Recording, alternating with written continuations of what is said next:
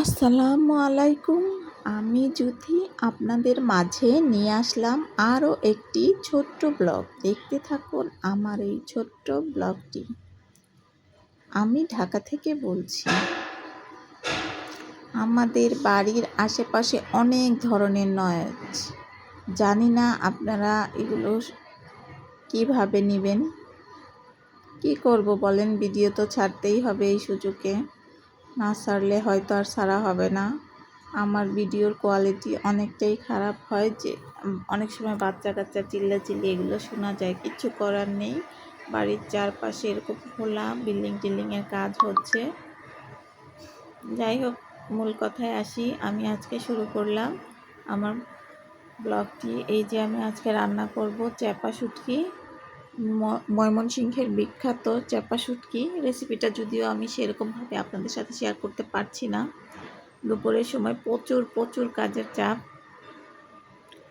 তার মধ্যে বাচ্চারাও ঘ্যান ঘ্যান করছে, খিদা লাগছে মনে হয়, ওদেরকে খাওয়াবো।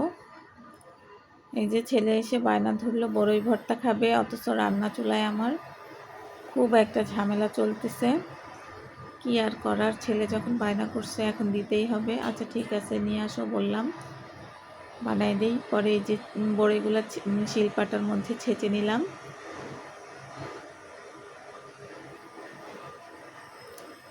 পুরোটা ভাঙিনি, আধা ভাঙা করে নিলাম। সাথে দিলাম কাঁচামরিচ, ধনিয়া পাতা, গুঁড়ো মরিচ, লবণ। বড়ই ভর্তা আমার মেয়ে খায় না, বড়ই ভর্তা আমার ছেলে খুব পছন্দ করে, ও সব ধরনের টক পছন্দ করে। যাই হোক, আর এই বড়িগুলো তো অনেক মজা, যার কারণে ভর্তাটা খুব ভালো লাগছিল।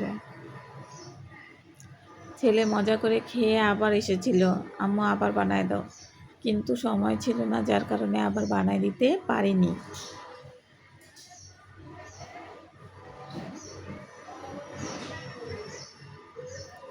এই তো দেখেন, বড়ই ভর্তা দেখতে খুব লোভনীয় লাগছে।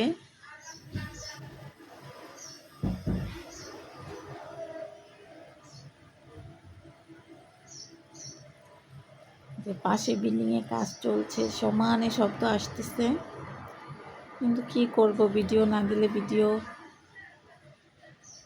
চ্যানেল ডাউন হয়ে যাচ্ছে। আর এরকম সব সময় থাকবে। এই যে পাশের চুলায় আমি ওই কেলা কচু শাকটা দিয়ে মশারির ডাল রান্না করে নিলাম। আর এই যে চাপা শুটকি, এখানে আছে সিম, আলু, বেগুন, সাজনা আর চাপা শুটকি।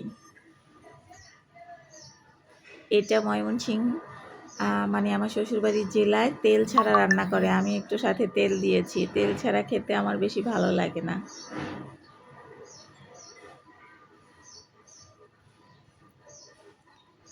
এই তো বড়িগুলা মেখে নিচ্ছি, ভালো করে মেখে নিতে হবে।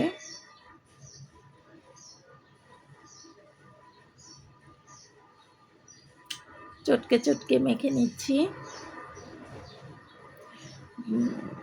দেখতে দেখতে ভিডিওর এই পর্যায়ে যারা চলে এসেছেন, অবশ্যই আমার ভিডিওটার কোনো অংশে যদি আপনাদের ভালো লাগে আমার চ্যানেলটার পাশে থাকবেন, আমার ভিডিওগুলো ভালোবেসে দেখবেন,